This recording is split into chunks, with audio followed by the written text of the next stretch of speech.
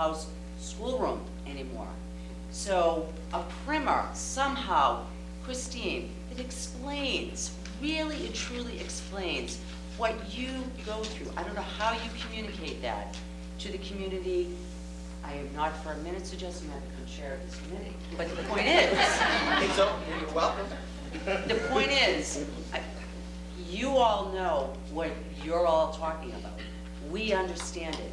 The community at large, we know who we're talking about. Do not understand what's involved in this. You know, okay, why is art and music so important? Why is PE so important? It is important, Mr. Hodges. I agree with you. A child is going to smile when they have these kinds of programs. My daughter was devastated that she's in 6th grade at the middle school, that the cultural class is gone, food gone, can't do this anymore. Her first period on Monday, every Monday, is gym. She hates it. I have to tell you, Mom, I'm still tired. I don't want to do, but the point, I guess my point is that we all have to give a little bit of a broader view to the broader community, and we know who we're talking about. We all understand the importance of these things.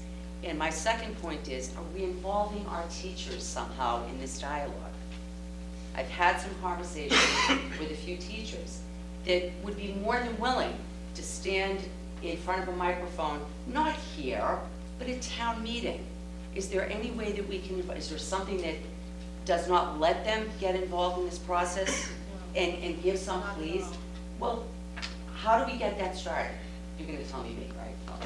Somebody should ask them, if you're North Reading resident, you belong in town meeting. Well, what if they're not a resident? They could be invited as a guest to town meeting. Yeah, they can be admitted. And get up and say, I have 35 kids in my, whatever, I have kids in all 3 levels of school, the high school, the middle school, the elementary school.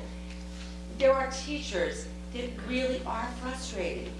You guys are frustrated. Can we not have you guys give the same comments to town meeting? You will convince people. You will convince older people in this town. I feel for these people on fixed incomes. But there's got to be a way to bring it down to a level that makes them understand that it is not their education system. It's a new place for these kids, and they deserve every opportunity. Special ed kids, I am telling you, there are people that do not understand the requirements that this town faces with these kids. Christine, you get the bills. There are people who do not understand that. And we're talking to ourselves, but we need to really bring it down to a level that people really understand what this is all about. And I just feel that we don't. We don't do a good job of that. And we need to do a better job of really bringing it to a much simpler discussion and saying, you know, this is what is required now by state and federal law. This is what's required. We don't do a good job of explaining that to people. So. I think parent board should be used too more in this endeavor. There's a group that's formed, they have access, especially at the elementary level, to teachers' input, you know. Well, I would love to try see and all of our motivate them. principals at town meeting and give the same presentation to town meeting and that they did tonight. I really do. I just, Yeah. thanks. Your comments, Laurie, thanks. Mr. Gertie, and then we have someone back here, and then Marcy. Put this on a slightly different focus. I'm hearing a number of people around town saying, I'll support the schools and I'll vote for an override, but I don't think you'll get the public as a whole to support it.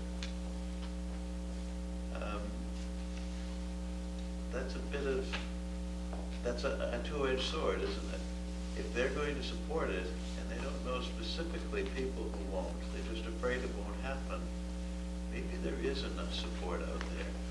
And I think some of the things that we have to remind people, even though the economy is difficult right now, one of the ways you turn an economy around is by making intelligent investments. The GI Bill, when World War II was over, was one of the best things this country has ever done. The state has to be willing to step up and raise taxes if need be to make the investments And this community has to make the investment in education. People have talked about how our children will be the leaders of the next generation, only if they're educated. The reason we have to do more in education today is not simply because there are state and federal laws, but because our children will not be able to be contributing adults in the society of the future if they're not better educated than we were. Society is changing at every turn, and every person in our society knows that. We joke about people who can't work the clickers on their TVs because they've gotten too complex. There isn't anyone who doesn't understand how society is changing. There isn't anyone who doesn't know in his heart that we have to prepare our children to deal with those changes. And if we carry the message to the townspeople that we are currently shortchanging our children because enrollment growth in the schools has outstripped our ability under Proposition 2.5 to keep up with the legitimate needs of a modern education, I think this community will rally and provide the support for our children that we've always provided. A gentleman back there? No.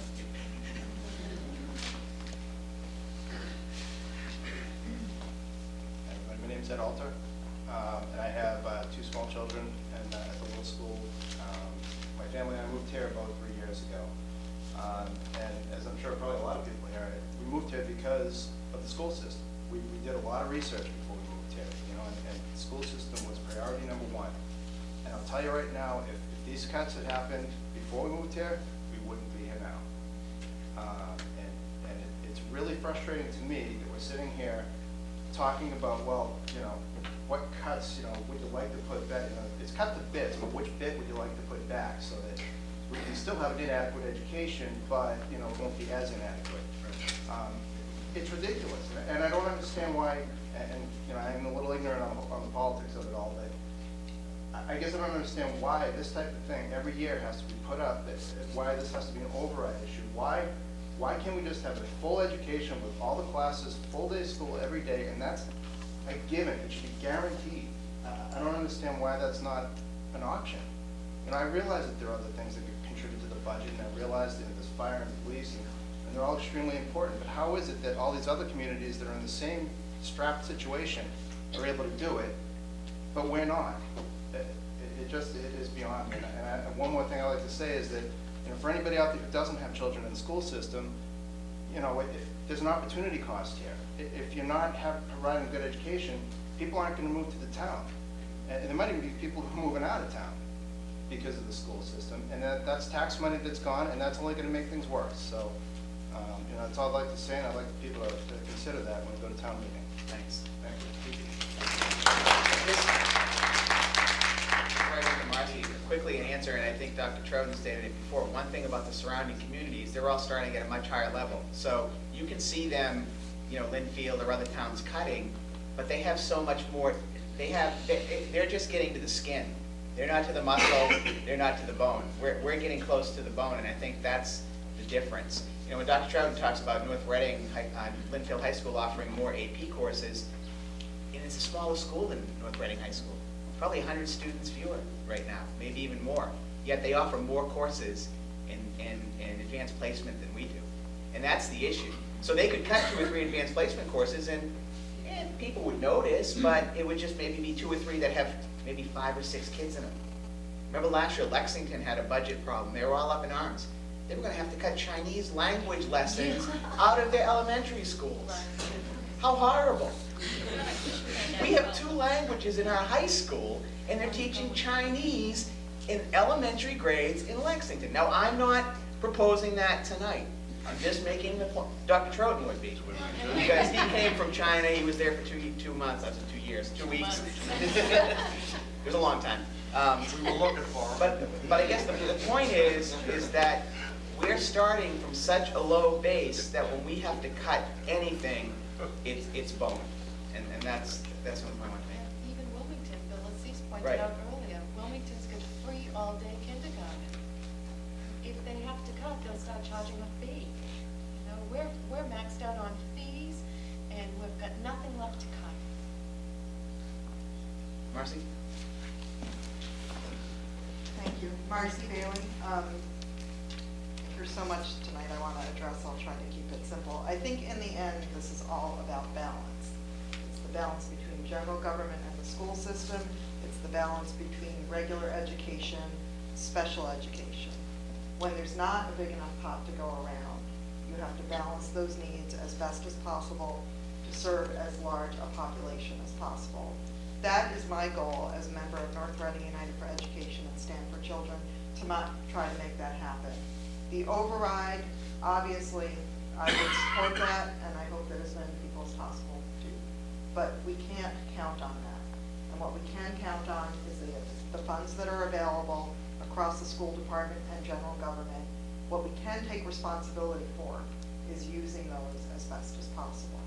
So to address, before anyone else leaves this evening, to address the balance between general government and schools, I would ask that everyone here in this room join me and others of us who I know will be there at the Board of Selectmen meeting on this Wednesday at 7 p.m. in Town Hall. Please come, please bring 5 friends, and please ask our Board of Selectmen, which Mr. Messeri has done an outstanding job chairing and trying to bring balance to, please ask them to bring balance to general government and education in North Reading. Because I would argue, as goes the health of the school system, goes the health of the town. I've heard so many people in the room tonight say, I'm not sure if I would move here. I've lived here 12 years. I've been a member of the Board of Selectmen. I take more pride in this town than almost anything else, aside from my family in my life. And I don't know if I would move to North Reading if I had the young children that I did 12 years ago. I'm not going to leave, but I want everyone to come to North Reading to see what a wonderful town this is. And it will speak to the overall health of our town and the economic health of its residents, as it will speak to the housing values ultimately and the kind of pride we can take in our tax base. For the school committee, balance in the budget. I heard a lot about students with special needs, students who are maybe on the cusp. One thing I didn't hear about was the bright students. I would bet that of those 18% of students that leave the school between 8th and 9th grade, many of those are students who excel academically and maybe their families do not feel they can do that in North Reading. We do not want to lose our best and brightest. I do not want to see my daughter's education and other students in regular education their regular education be reduced at the expense of something else in the budget. I understand that there are mandates and the special needs, the students with special needs, obviously, that's a priority, but when you look at it and maybe the children are on the cusp, please look at a balance among that. Maybe art, music, phys ed will address, some student needs if students are on the cusp, or acting out in a classroom if they get that release. Maybe, that will address some needs. So I would ask you to look at the balance between the students with special needs and typically developing students. I heard Christine Dianju say, as you decrease regular education, special education needs and costs increase. I would ask you as a committee to look across and find, it's a continuum, but find that best balance. And again, please everyone, join the Board of Selectmen, join at town meeting, asking for a balance for our town. There's not enough money, but that's the only way we're going to come out winners at all. Thank you. Thanks, Marcy. I saw somebody, was someone back there? Oh, someone back here, okay.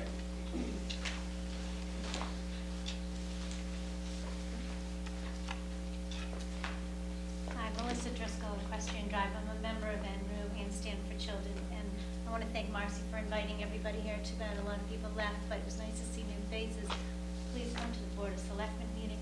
But if you can't come, please email the other selectmen members, call them, because there is a dissension in the group, and I think the rest of the selectmen don't feel that education is as important in this town as the people in this room do. Obviously, you're here for a reason, and like Lori said, you're preaching to the choir, but there's